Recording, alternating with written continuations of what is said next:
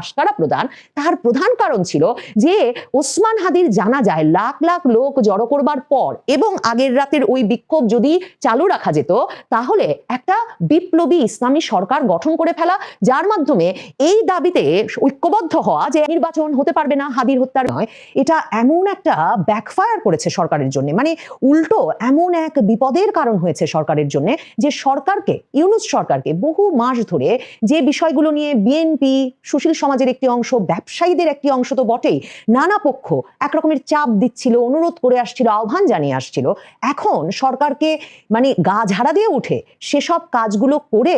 ওই পক্ষগুলোকে ঠান্ডা রেখে বলতে হচ্ছে যে এই পথেই এখন থেকে হাঁটবেন তারা। তিনটি ঘটনার কথা উল্লেখ করে স্পষ্টত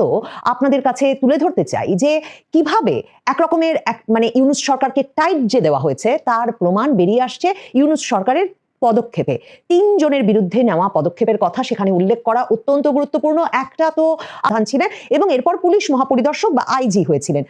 এই খোদা বক্স চৌধুরীকে নভেম্বর মাসে 2024-এর ডক্টর ইউনূস এনে স্বরাষ্ট্র মন্ত্রণালয়ের বিশেষ সহকারী পদে বসিয়ে একটা সমান্তরাল ধারা সেখানে তৈরি করেন। এ কারণে মানে তার প্রধান অ্যাসাইনমেন্টটাই ছিল যে বিএনপি আগস্টের পর থেকে পুলিশ প্রশাসনের ভিতরে বিশেষ প্রভাব বিস্তার করেছে, গুরুত্বপূর্ণ সব জায়গায় পুলিশের পদগুলোতে বিএনপি পন্থী কর্মকর্তারা চলে আসছে, এই অভিযোগ ছিল জামাতের তরফে। কাজেই প্রধান উপদেষ্টা ডক্টর ইউনূস তার যে এলাকাটা পছন্দ চট্টগ্রাম, তার চট্টগ্রামের ঘনিষ্ঠ এই খোদা বক্স চৌধুরীকে ডেকে আনেন এবং এনে নভেম্বরে বসান যাতে পুলিশ প্রশাসনকে তিনি একরকমের মানে তখন মানে একে বিএনপির প্রতি ঝুঁকে পড়া থেকে মুক্ত করেন এবং জামায়াতকে খুশি করতে সেভাবে যাতে পুলিশ প্রশাসন সাজান। এর পরপরই কিন্তু বিএনপি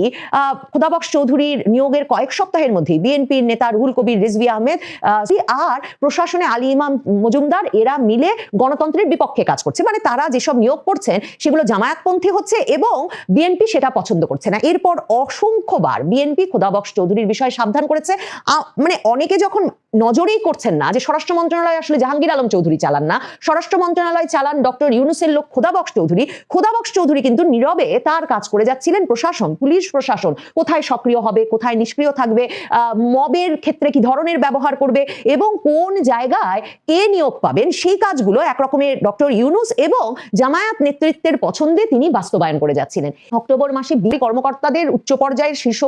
কর্মকর্তাদের ইউনূস সরকারের সরানোর বিষয়ে ডক্টর ইউনূসকে একেবারে সুনির্দিষ্টভাবে জানিয়ে এসেছিল। সেখানেও তালিকায় ছিলেন এই খোদা বক্স চৌধুরী, কারণ বিএনপি বলছিল যে পুরো পুলিশ প্রশাসন এই ব্যক্তি জামায়াতপন্থী করে ফেলেছেন। এহেন খোদা বক্স চৌধুরীকে এতদিন সরানো হয় নাই, কিন্তু প্রথম আলো, ডেইলি স্টার, ছায়ানট, উদীচী এই যে ঘটনাগুলো ঘটলো হাদির মৃত্যুর ঘটনাকে কেন্দ্র করে, এখন জানা যাচ্ছে একেবারে স্পষ্টভাবে এ তথ্য যেমন প্রথম আলো, ডেইলি স্টারের কাছে আছে, তেমনি দেশি বিদেশি গোয়েন্দা সংস্থার কাছে আছে যে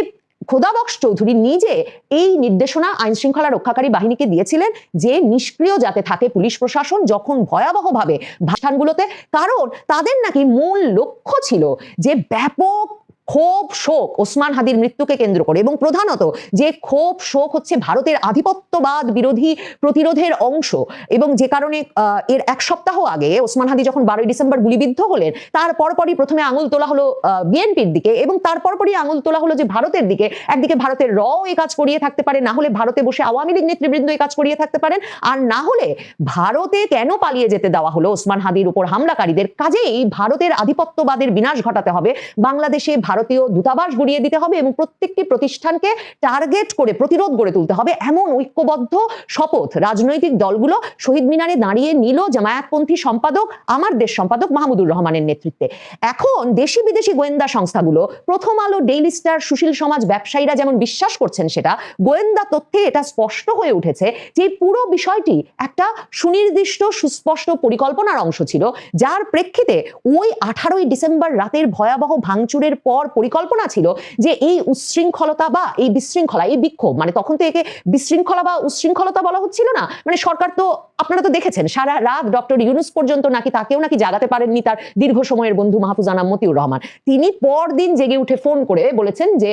তারা আছেন এর পাশে এবং অন্তর্বর্তী সরকার নিন্দা জানিয়েছে। এই যে সরকারের নীরবতা আর আশকারা প্রদান, তার প্রধান কারণ ছিল যে ওসমান হাদির জানাজায় লাখ লাখ লোক জড়ো করবার পর এবং আগের রাতের ওই বিক্ষোভ যদি চালু চালু রাখা যেত তাহলে একটা বিপ্লবী ইসলামী সরকার গঠন করে ফেলা, যার মাধ্যমে এই দাবিতে ঐক্যবদ্ধ হওয়া যে একদিকে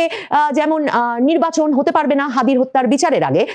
এবং অন্যদিকে এই বিষয়টি নিশ্চিত করা যে যদি ঘোষণা দিয়ে বিপ্লবী সরকার গঠন করা নাও যায় তাহলেও ডক্টর ইউনূসের নেতৃত্বাধীন এই সরকারেই ওই শক্তিটিকে আরো যূথবদ্ধ করা, আরো শক্তিশালী করা, যেই শক্তিটি পুরো ব্যাপারটা ব্যাকফায়ার করেছে বিশেষভাবে ডক্টর ইউনূসের জন্য, যখন রিয়াজ হামিদুল্লাহ দিল্লিতে নিযুক্ত বাংলাদেশের রাষ্ট্রদূত রিয়াজ হামিদুল্লাহকে মানে দুই তরফেই তলব পাল্টা বাংলাদেশ সরকার যেন ওসমান হাদি তদন্তের পূর্ণাঙ্গ তথ্য প্রকাশ করে, কতদূর সেই তদন্ত এগিয়েছে, কারা এই হত্যাকাণ্ডের সঙ্গে জড়িত, কেন ভারতকে দায়ী করা হচ্ছে, এই বিষয়গুলো যাতে স্পষ্ট করে, না হলে অন্যান্য দেশের গোয়েন্দা সংস্থাগুলোর সঙ্গে শেয়ার করেছে এবং তা মিলে গেছে এবং সেই তথ্য তারা এখন প্রকাশ্যে নিয়ে আসবে। মানে ওসমান হাদির হত্যাকাণ্ডটাও কি একটা কোনো পক্ষ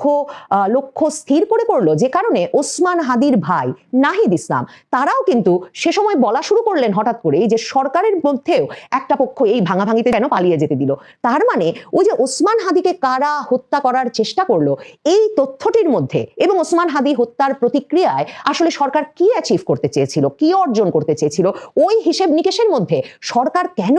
এমন ভড়কে গেল। আর এখন কি না যে খোদাবক্স চৌধুরী ডক্টর ইউনূস আর তার পক্ষের রাজনৈতিক শক্তির নির্দেশনায় নির্বিকারে মব চালিয়ে যেতে দিচ্ছিলেন, সেই ব্যক্তিকে পদত্যাগ করতে হলো তা পরিষ্কার হয়। বলেছিলাম 3 জন ব্যক্তির বিষয়ে ব্যবস্থা নেওয়ার ঘটনায় স্পষ্ট হচ্ছে ডক্টর ইউনূস সরকারকে কেউ টাইট দিয়েছে। এক খোদাবক্স চৌধুরী, দ্বিতীয় জনের কথা বলবো কলেজ ছাত্রী, ভাওয়ালের বদ্রে আলম কলেজের ছাত্রী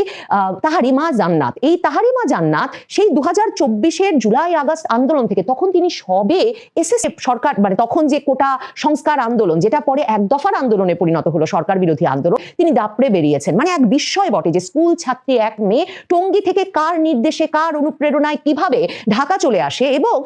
তিনি নিজেই দেখবেন সংবাদপত্রে 5ই আগস্ট পর্যন্ত আন্দোলনে অংশ নেন। 5ই আগস্টের পরে আসলে এই তাহারিমা জান্নাত, জুলাই যোদ্ধা, যিনি কিনা বৈষম্য বিরোধী ছাত্র আন্দোলনের সমন্বয়ক হিসেবে নিজেকে পরিচয় দেন, তিনি সারা বাংলাদেশে সংবাদ মাধ্যমে পরিচিত হয়ে ওঠেন যখন 5ই ফেব্রুয়ারি 32 নম্বর ভাঙার সময় তাকে কলেজ ড্রেস পরে উন্মাতাল নৃত্যরত অবস্থায় ভাইরাল ভিডিওতে আবিষ্কার করা যায়। এরপরে নানা জায়গায় মবের নেতৃত্বে নির্বাহী আদেশে এক আটকাদেশ দিয়ে বিশেষ ক্ষমতা আইনে আটক করেছে। এই ব্যক্তি আনসারুল্লাহ বাংলা টিমের সদস্য হিসেবে মানে জঙ্গি গোষ্ঠীর সদস্য হিসেবে আটক ছিলেন, এবং ইউনূস সরকার ক্ষমতা নেওয়ার পরপরই যে 350-400 জঙ্গি গোষ্ঠীর সদস্য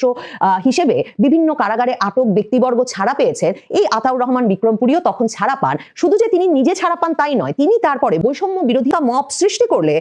পুলিশ বা আইন শৃঙ্খলা রক্ষাকারী বাহিনী কাউকে কাউকে গ্রেফতার করে নিয়ে যাচ্ছিল বা নিতে বাধ্য হচ্ছিল। রাজনীতি ইউনূস সরকারের মূল শক্তি, আর